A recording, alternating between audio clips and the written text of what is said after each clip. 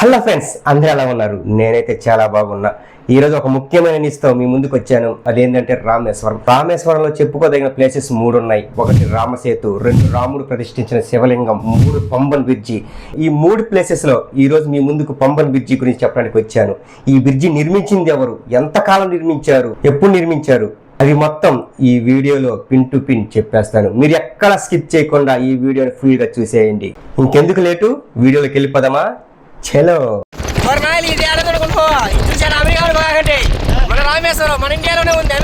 రామేశ్వరంలో ఉన్న బ్రిడ్జికి పంబన్ బ్రిడ్జి అని పేరు ఎలా వచ్చిందో ఈ వీడియోలో మీకు ఫుల్ గా చెప్పేస్తాను. ఎక్కడ స్కిప్ చేయకుండా వినేసేయండి. తమిళనాడులోని రామనాథపురం జిల్లాలో ఉన్న ద్వీపాన్ని పంబన్ ఐలాండ్ అని పిలుస్తారు.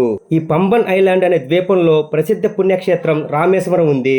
ఆ ద్వీపానికి వెళ్ళడానికి సముద్రంపై కట్టిన బ్రిడ్జి ఉంది కాబట్టి దీనికి పంబన్ బ్రిడ్జి అని పేరు వచ్చింది. ఈ పంబన్ అనే పదం తమిళ భాషలోని పాంబు అనే పదం నుండి వచ్చిందని నమ్ముతారు. పాంబు అంటే పాము అని అర్థం. ఈ ప్రాంతంలోని సముద్ర పాయలు వంకర తిరిగి పాము ఆకారంలో ఉండటం వల్ల ఈ పేరు వచ్చిందని ఇక్కడ చెప్పారు. ఈ బ్రిడ్జిని బ్రిటిష్ వాళ్ళు 1914లో ప్రారంభించారు. ఇది మన ఇండియాలోని మొదటి సముద్ర బ్రిడ్జిగా పేరు పొందింది.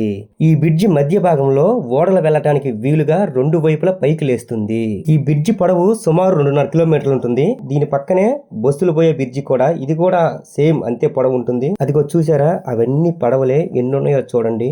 నేనైతే మాత్రం స్టార్టింగ్ నుంచి ఎండింగ్ వరకు నడిచిపోయాను. 2.5 కిలోమీటర్లు. సముద్రం నుంచి వచ్చే గాలికి నా లుంగీలు కూడా లేచిపోయినాయి. ఇక్కడ నుంచి రాముడు కట్టిన వారధి ఒక 30 కిలోమీటర్లు ఉంటుంది. ఆ రాముడు కట్టిన వారధి నుంచి శ్రీలంక ఒక 30 కిలోమీటర్లు ఉంటుంది. ఆ వారధి కాడికి వెళ్లి చూస్తే ఆ శ్రీలంక దీవి ఒక చిన్న కొండ రూపంలో కనిపిస్తుంటది మనకి. ఆ వారధి గురించి ఫుల్ వీడియో మీకు నెక్స్ట్ వీడియోలో చెప్తాను. ఈ బ్రిడ్జి కింద ఉన్న సముద్రం అయితే ఒక్క అల కూడా లేకుండా ఎంతో ప్రశాంతంగా ఉంది. అది ఒక కనిపిస్తుంది చూశారు. 2 ట్రాకులు ఉన్నాయి. ఒక ట్రాక్ ఏమో 1914లో కట్టారు. ఇంకొక ట్రాక్ ఏమో ఈ మధ్య 2020లో నిర్మించారు. ఆ పాత రైల్వే ట్రాక్ నిర్మించి ఇప్పటికీ 100 సంవత్సరాలు అయింది. గడిచిన కాలంలో ఒక తుఫాను వల్ల ఆ పాత ట్రాక్ దెబ్బతినింది.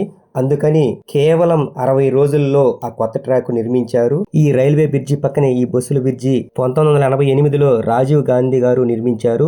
ఈ బ్రిడ్జి వచ్చేసి సుమారు 14 సంవత్సరాలు టైం పట్టిందంట.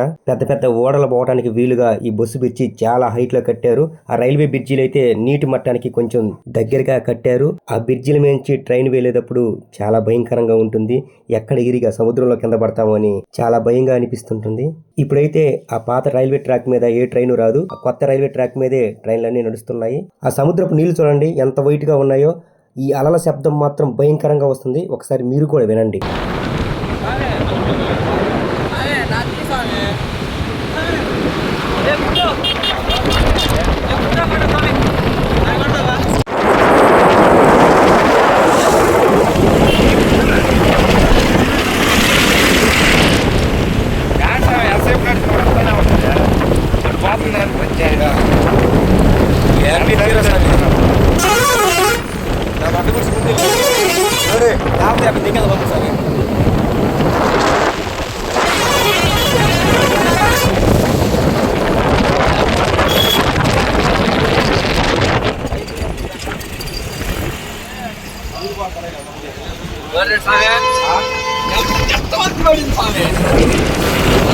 ఎంత కట్టం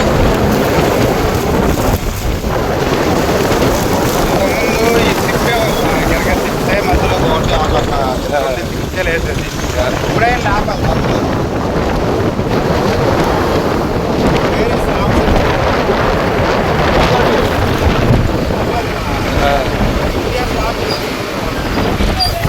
ధనుష్ కోటి లాస్ట్ రోడ్ అదే